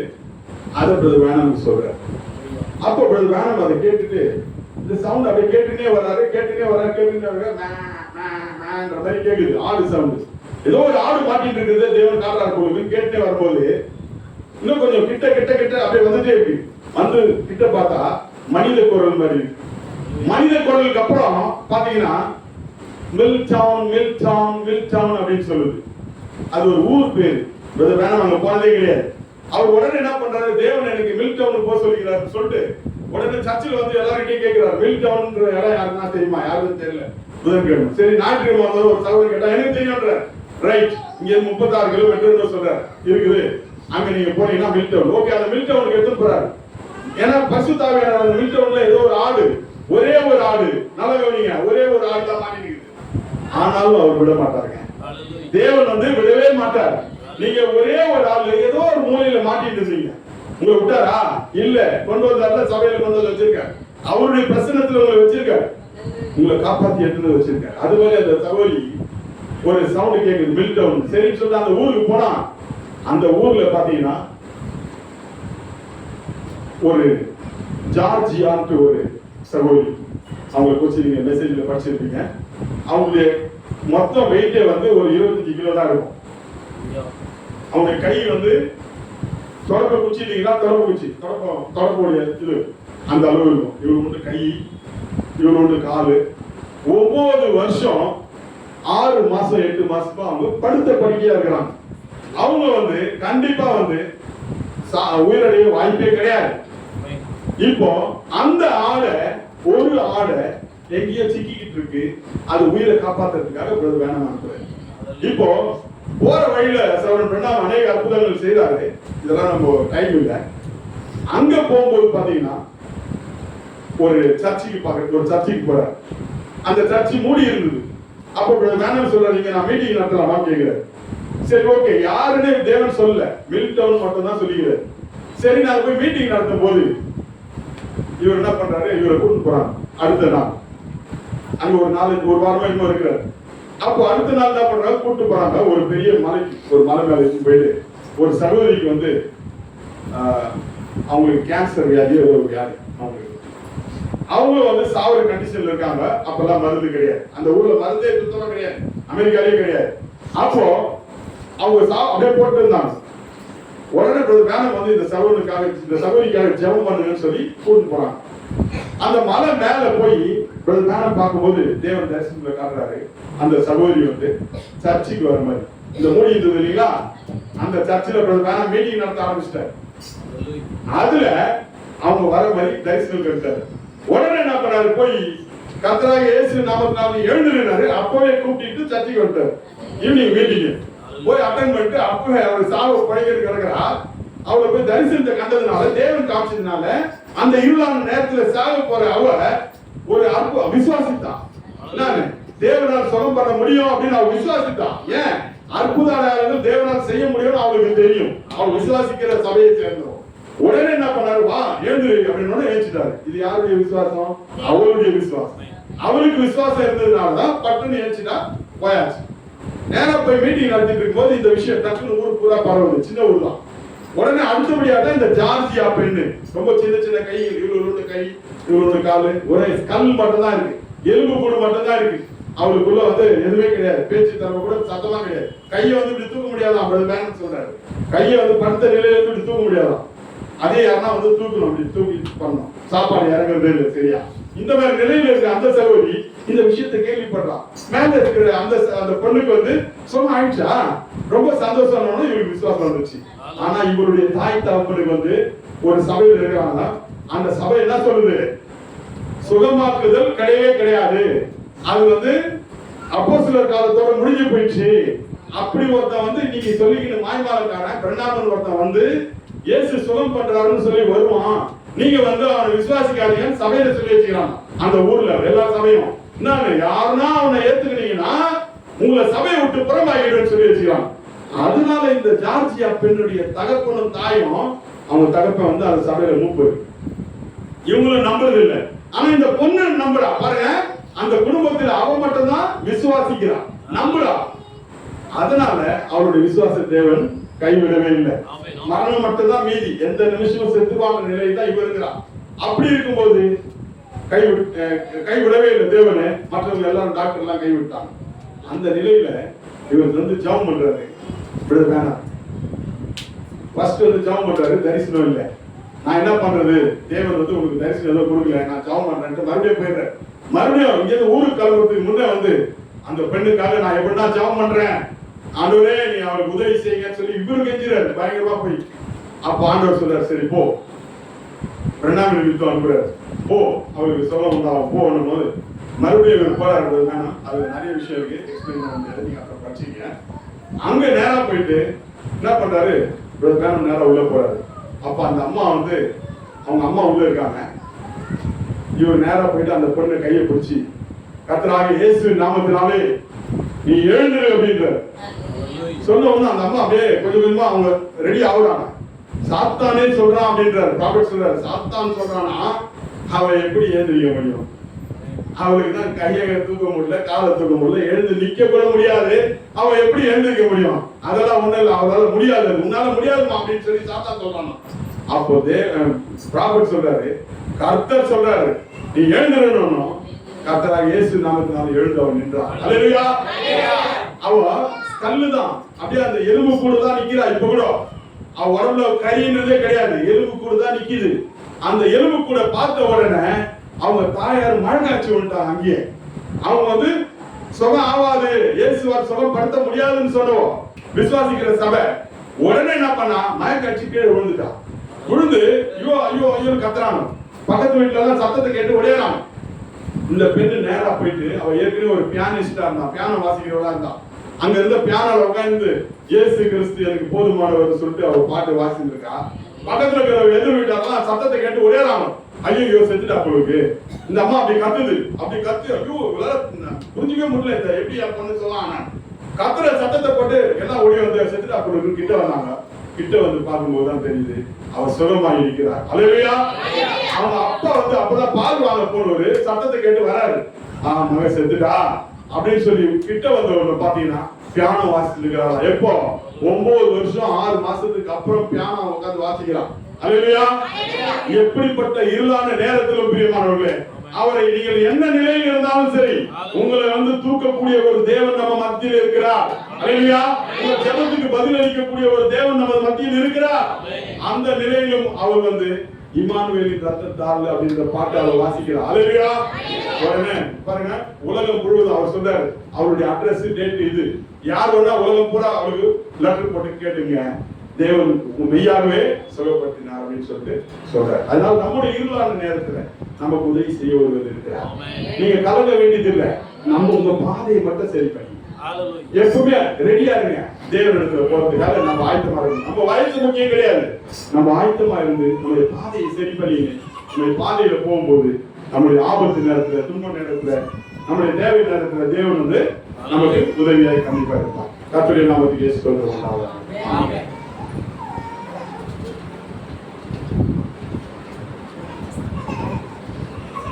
அல்லேலூயா. ஒரு முக்கியமான நேரத்துக்கு நாம் வந்திருக்கோம். உங்களுடைய எல்லாரையும் ஒத்துழைப்பு உதவி தேவை.